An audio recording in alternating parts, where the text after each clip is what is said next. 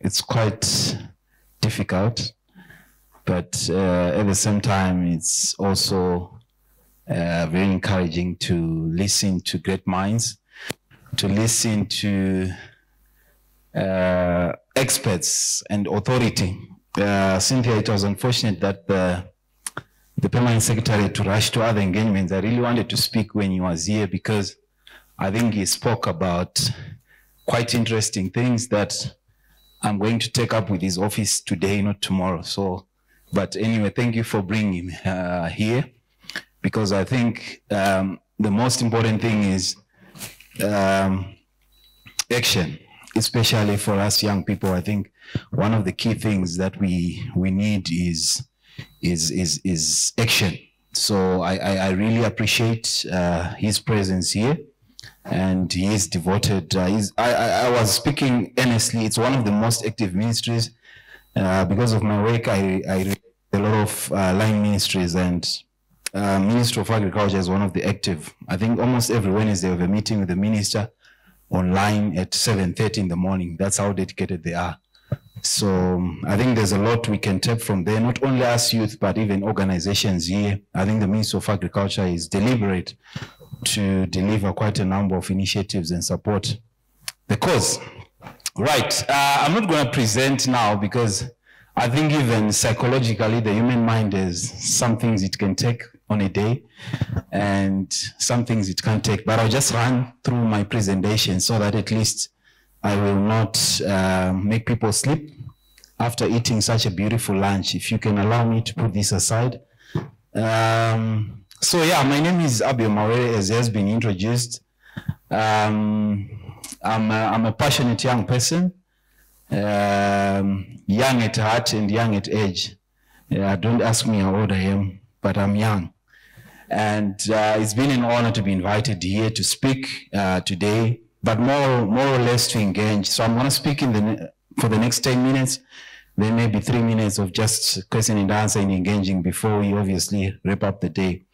So my task is very simple, and my task is to unpack how we can engage young people. I think the most important thing out of everything else is having the participation of young people, whether it is political level, economic, social, whatever, because speaking to the demographic of this country, I think you heard the PS talking about young people constituting over 60% of the population of our country.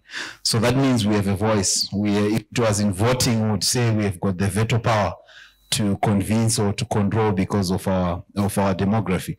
But more or less, let's talk about engaging young people for a sustainable Zimbabwe. And I would love to have an interactive presentation. That's why I said I'm not going to present, because it's been a long day and we've been sitting for a long time.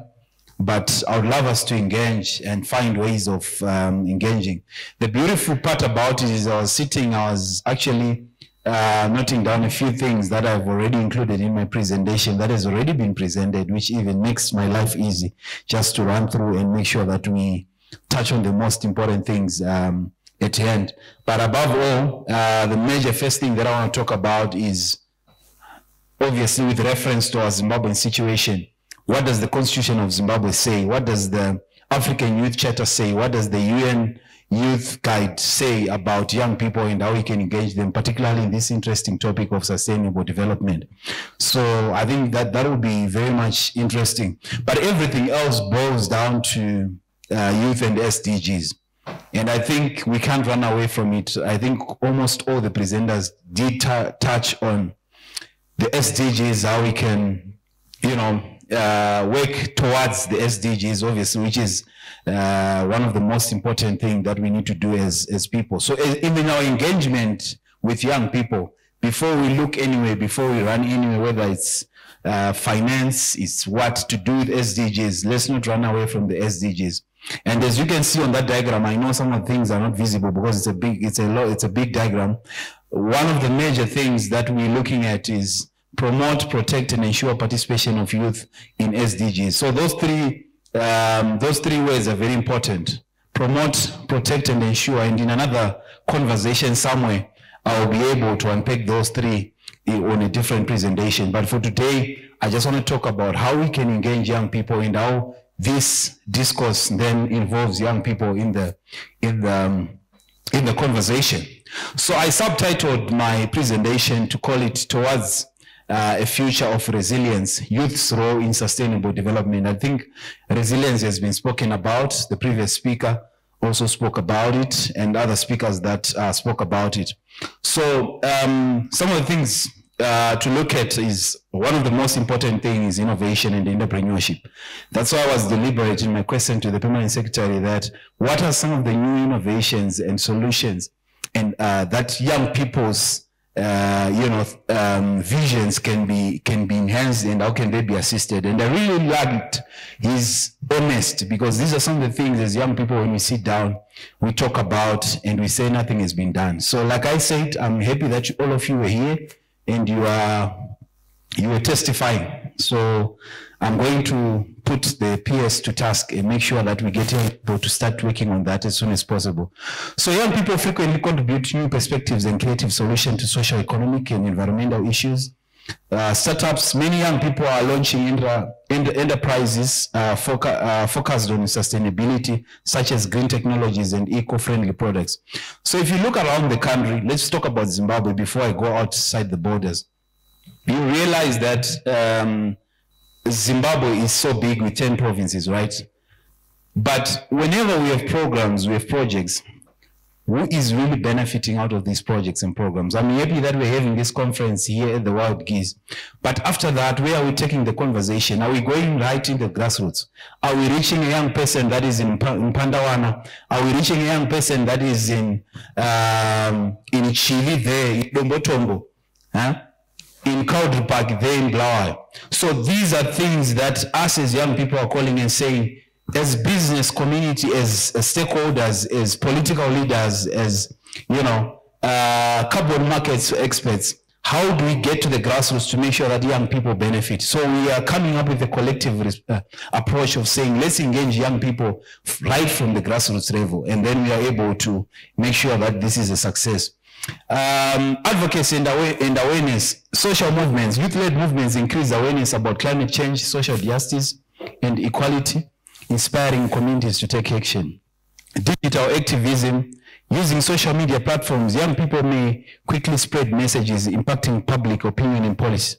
So you do understand that in this digital era that we are living in, information is like the flick of my hand. So we can no longer rely on traditional media. Not saying we are pushing away traditional media, but information right now is so instant because of digital technology that you can't hide from it. So these are some of the things that we need to see how we can embed young people. And I'll tell you something very interesting, that there's no way that you can push this digital era away from the young people. You can't. I've got a 12-year-old niece who took my laptop one day, messed it up, and then when I took it, I couldn't find any of my documents. I'm a very good technical person, but I couldn't. And then I wondered what has happened to my laptop. And then he comes and says, you will never access your files until you give me that laptop. And I'm like, okay, this is a 12-year-old. Where is he learning all these things? So it's because of the digital era, of the things they are seeing on the internet, of the things that they're interacting. So this is where we need to make sure that we use social media platforms to engage young people, to make sure, I was being pained when the PS was speaking about these things, because these were things that were in my heart to say, as a country, in this era,